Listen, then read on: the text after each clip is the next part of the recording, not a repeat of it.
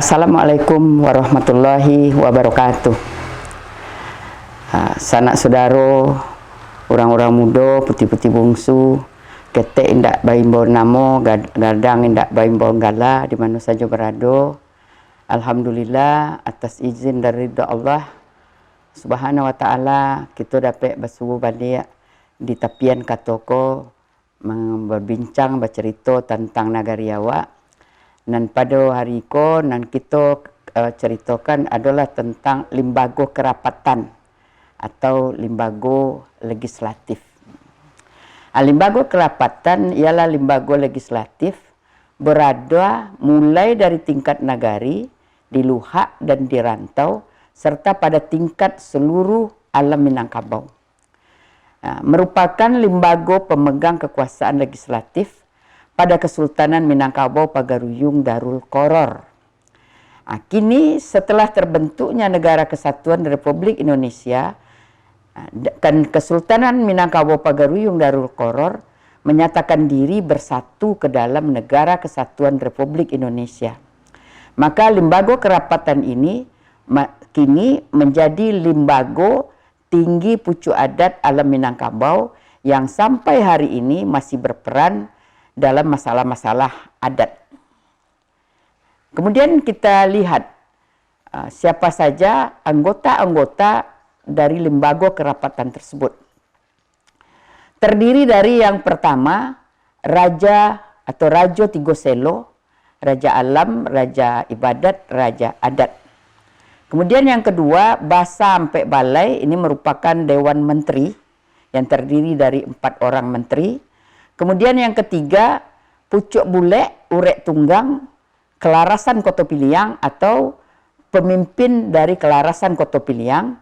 Kemudian Pucuk Bule, Urek Tunggang, Kelarasan Bodi Caniago, ya pemimpin berkelarasan Bodi Caniago. Dan yang kelima, Pucuk Bule, Urek Tunggang, Kelarasan dari Nan Panjang. Itu. Kemudian yang keenam, Langgam Nan Tujuh. Langgam dan Tujuh ini merupakan daerah-daerah istimewa di Kelarasan Koto Piliang. Terdiri dari yang pertama Pamuncak Koto Piliang, yang kedua Harimau Campo Koto Piliang, yang ketiga Pasak Kungkuang Koto Piliang, kemudian Gajah Tongga Koto Piliang, kemudian Camin Tarui Koto Piliang, Cumati Koto Piliang, dan Perdamaian Koto Piliang. Jadi Langgam dan Tujuh ini terdiri dari dua daerah. Jadi berarti ada 14 daerah istimewa di Kelarasan Koto Piliang. Kemudian kita lihat 7 pasang pula daerah yang istimewa yang terdapat pada Kelarasan Bodi Caniago. Disebut dengan Lubuk Nan Tigo, Tanjung Nan Ampek. Terdiri dari, kita lihat satu-satu, Lubuk Nan Tigo itu terdiri yang pertama Lubuk Sikarah atau Kubuang Tigo Baleh. Kalau kita lihat di daerah Solok ini, terdiri dari 5 kerapatan. Yang pertama Ceramin Solok Salayo, yang kedua Pucuk Bule, Urek Tunggang, Lambah nan Bajawi-Jawi. Kemudian yang ketiga Kaco Bandarang, Solok Salayo. Kemudian yang keempat Pucuk Bule, Urek Tunggang, Koto Gaek, Sungai Bintuangan di Guguak. Kemudian Rajo Koto Anau di Koto Anau. Kemudian Lubuk Simawang yang kedua, terdiri dari 3 kerapatan. Yang pertama Lubuk Simawang, yang kedua Sijantang, yang ketiga Tigo Tumpuak. Kemudian Lubuk Sipunai, terdiri dari kerapatan Lubuk Sipunai. Kemudian kita lihat Tanjung Nan Ampek. Ini istilahnya memang dalam bahasa Minang. Tanjung Sungayang terdiri dari 10 kerapatan. Yang pertama Tanjung, yang kedua Sungayang, yang ketiga Andaleh Baru Bukit, yang keempat Sungai Patai, yang kelima Kotoranah, yang keenam Batu Bule, yang kelima Balai Tangah, yang ketujuh Tapi Selo, yang kedelapan Lubuk Jantan, dan Tanjung Bonai. Itu daerah-daerahnya atau kerapatan-kerapatan yang terdapat di Tanjung Sungayang. Kemudian kita lihat Tanjung yang kedua, Tanjung Berula. Terdiri dari 3 kerapatan. Yang pertama Tanjung Berula, Koto Tangah, Gugut Cino. Ini negeri-negeri ini semuanya negeri yang sampai hari ini masih ada, masih berfungsi, fungsi-fungsi adat itu. Kemudian Tanjung yang ketiga, Tanjung Alam. Nah, ini terdiri dari 5 kerapatan.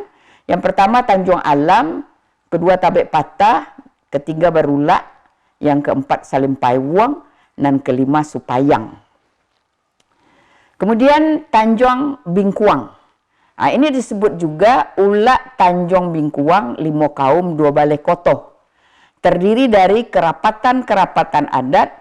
Yang pertama 5 kaum, yang kedua 2 balai koto terdiri dari kerapatan-kerapatan Silabuak, Ampalu, Labuh, Parambahan, Cubada, Supanjang, Rambatan, Padang Mangge, Ngungun, Pati, Pabalutan, dan Sawah Jawa.